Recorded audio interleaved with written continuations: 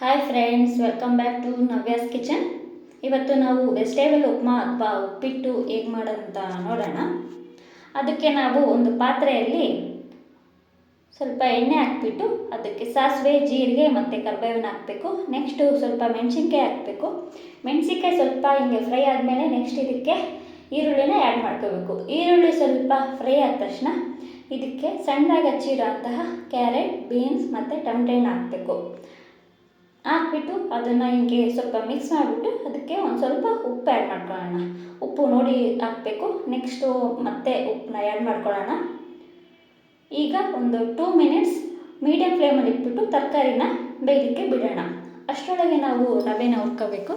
ರವೆ ಹುರ್ಕೊಳಕ್ಕೆ ಒಂದು ಪ್ಯಾನಲ್ಲಿ 1 ಕಪ್ ರವೆ ಹಾಕಬೇಕು. ರವೆ ಹಾಕ್ಬಿಟ್ಟು ಈ ರೀತಿ ಹುರಿಬೇಕು. ರವೆ ಹುರಿಯೋದ್ರಿಂದ ಉಪ್ಮಾ ಉದುರು ಆಗುತ್ತೆ.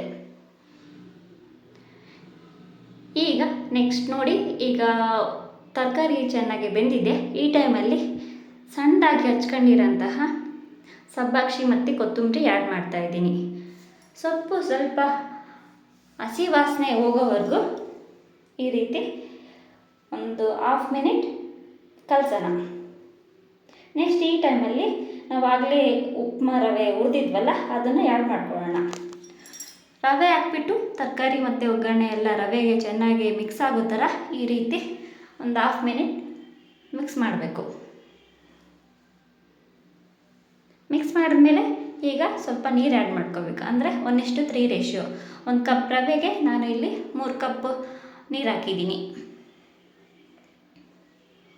ಈಗ ಉಪ್ಪಿಟ್ಟಿಗೆ ಎಷ್ಟು ಬೇಕೋ ಅಷ್ಟು ಉಪ್ಪು ಆ್ಯಡ್ ಮಾಡ್ಕೋಬೇಕು.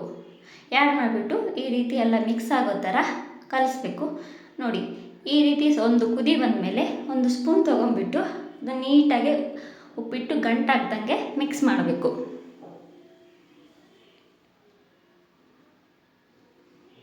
ನಿಮಗೆ ಉಪ್ಪಿಟ್ಟು ಯಾವ ಹದದಲ್ಲಿ ಬೇಕೋ ಅಷ್ಟು ಹದದವರೆಗೂ ಮಿಕ್ಸ್ ಮಾಡಬೇಕು. ಈಗ ಸಣ್ಣದಾಗಿ ತುರಿದಿರೋಂತಹ ತೆಂಗಿನಕಾಯಿ ತುರಿನ ಹಾಕ್ಬಿಟ್ಟು ಹೀಗೆ ಕಲಸಿದರೆ ಬಿಸಿ ಬಿಸಿಯಾದ ಉಪ್ಪಿಟ್ಟು ರೆಡಿಯಾಗಿದೆ. ತುಂಬ ಟೇಸ್ಟಿಯಾಗಿರುತ್ತೆ. ಟ್ರೈ ಮಾಡಿಬಿಟ್ಟು ಹೇಗೆ ಬೇದಂತ ಕಾಮೆಂಟ್ ಬಾಕ್ಸಲ್ಲಿ ಕಾಮೆಂಟ್ ಮಾಡಿ.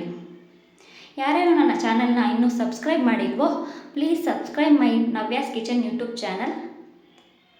Thank you.